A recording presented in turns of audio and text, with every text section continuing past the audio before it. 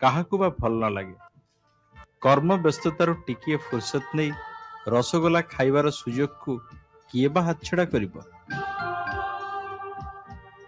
ରସଗୋଲା ପାଇଁ ପ୍ରସିଦ୍ଧି ରହିଛି ଖୋର୍ଦ୍ଧା ଜିଲ୍ଲାର ପାହାଳ। ଏଇଠି ପ୍ରତିଦିନ କାରବାର ହୁଏ ଲକ୍ଷ ଲକ୍ଷ ଟଙ୍କାର ରସଗୋଲା ଓ ଅନ୍ୟାନ୍ୟ ମିଠା ସାମଗ୍ରୀ।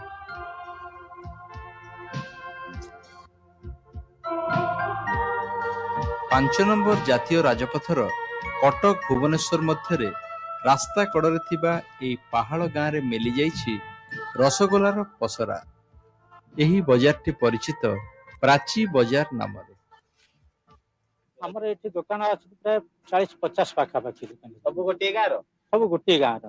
ପାହାଳରେ ବହୁ ବର୍ଷ ତଳେ ରସଗୋଲା ତିଆରି ଆରମ୍ଭ କରିଥିଲେ କେଳୁ ବେହେରା। କେଳୁ ବେହେରା ଆଜ୍ଞା ରସଗୋଲା ଏଠି ତିଆରି କଲା ଆରମ୍ଭ। ତାଠାରୁ ଆମେ ସମସ୍ତେ ଶିଖିକିରି ବର୍ତ୍ତମାନ ଆମେ 40-50 ପରିବାର ଆମେ ଚଳୁଛୁ ଏଠି।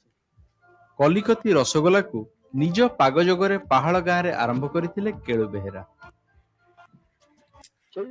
ଦୋକାନରେ ମୁଁ ଚାକିରି କରୁଥିଲି। ଏଠି ପାହାଳକୁ ଆସିକି କେମିତି ରସଗୋଲା ଦୋକାନ? ଘରକୁ ଆଇଲି ଭାରି ଘରେ ବସିଲେ କଣ ଦୋକାନ ଫାନ ଖଣ୍ଡେ କରିବା କାମଟା ଜାଣିଥାଏ।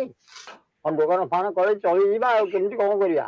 ଆପଣ ଯେତେବେଳେ ଦୋକାନ କଲେ ଆଗରୁ ଦୋକାନ ଥିଲା ନା ଆପଣଙ୍କ ଦୋକାନ ପ୍ରଥମ ଦୋକାନ ଥିଲା? ପ୍ରଥମ ଦୋକାନ। ତାପରେ ଦୋକାନ ନଥିଲା? ନା। ପାହାଳ ରସଗୋଲା ଆରମ୍ଭ କରିଥିବା କେଳୁ ବେହେରାଙ୍କ ନିଜ ଦୋକାନ କିନ୍ତୁ ଭାଙ୍ଗିଗଲାଣି ଅନେକ ଦିନରୁ। ଏବେ କଣ ହେଲା ଦୋକାନ କାହିଁ ଆଉ ନାହିଁ ବର୍ତ୍ତମାନ? ଦୋକାନ ମାନେ ବୁଢୀ ମରିଗଲା। ଦୋକାନ ବୁଢା ବୁଢୀ ଢେଇ ଯାକ ଦୋକାନ କରୁଥିଲୁ। ପର ଚାକିର ଯାହାକୁ ରଖିଲୁ ସବୁ ଚୋରି କଲେ।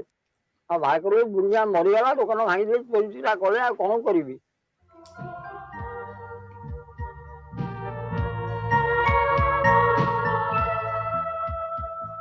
ପାହାଳ ରସଗୋଲାଟା କଣ ହଉଛି ନା ତାର ପ୍ରିପାରେସନ ଅଲଗା ହଉଛି।